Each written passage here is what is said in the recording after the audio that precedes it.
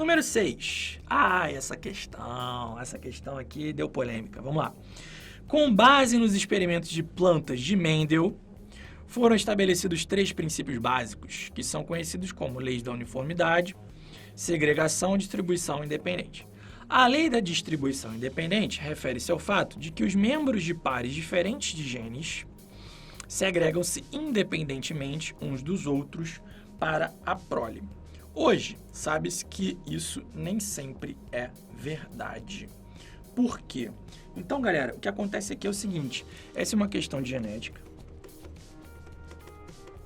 tá? Uma questão de genética. E é uma questão de linkage, pessoal. É um assunto que nunca tinha aparecido no Enem antes. Foi a primeira vez. Surpreendeu todo mundo, tá? É um assunto aí sobre... É uma questão aí sobre ligação gênica, que a gente chama também de linkage. Então, olha só. Tá falando ali dos princípios de Mendel, leis da uniformidade, olha só. Uniformidade, segregação, distribuição independente. E aí, no finalzinho, né? Novamente aqui, no finalzinho do texto, ele vai falar que a lei de distribuição independente refere-se ao fato de que os membros de pares diferentes de genes segregam-se independentemente uns dos outros para a prole. Então, veja o que acontece. Imagina só, pessoal, vou fazer um esqueminha aqui. Olha só, imagina que eu tenho aqui um par de cromossomos, tá? Um par de cromossomos já estão duplicados, certo?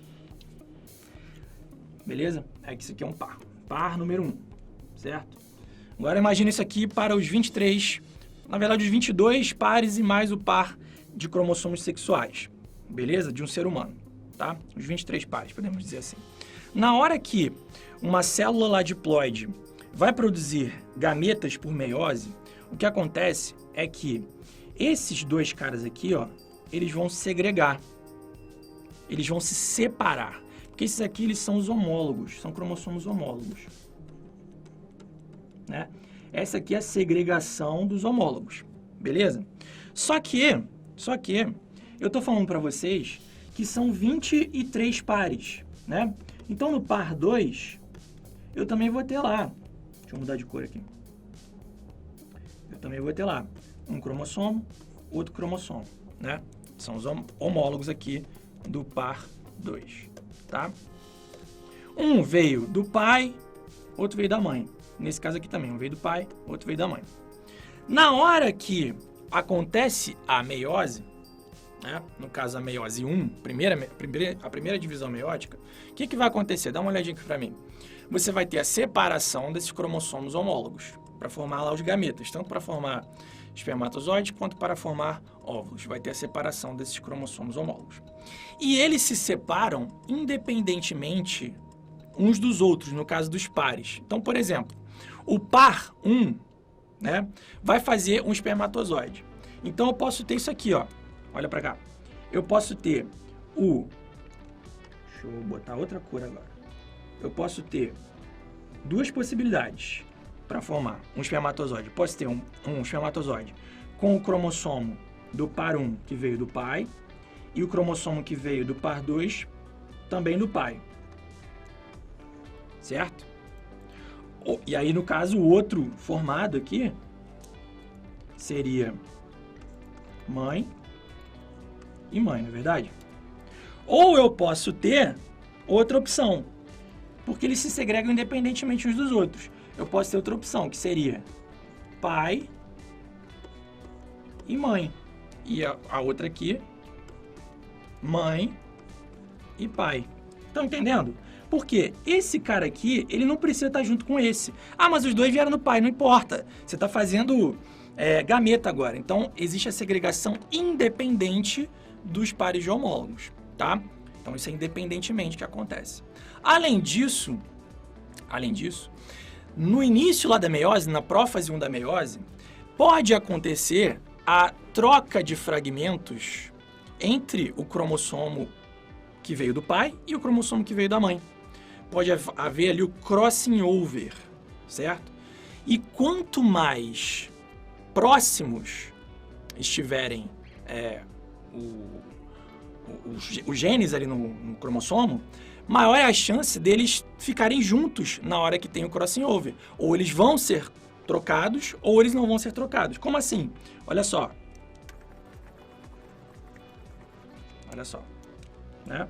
Imagina que eu tenho aqui um cromossomo do pai, um cromossomo da mãe, certo?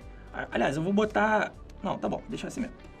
Aí eu tenho um gene aqui, o alelo tá aqui. Eu tenho um gene aqui, o alelo tá aqui, certo? Aí eu tenho um outro gene aqui. O alelo tá aqui. Beleza? Qual é a maior probabilidade de eu trocar esse fragmento aqui com esse, né?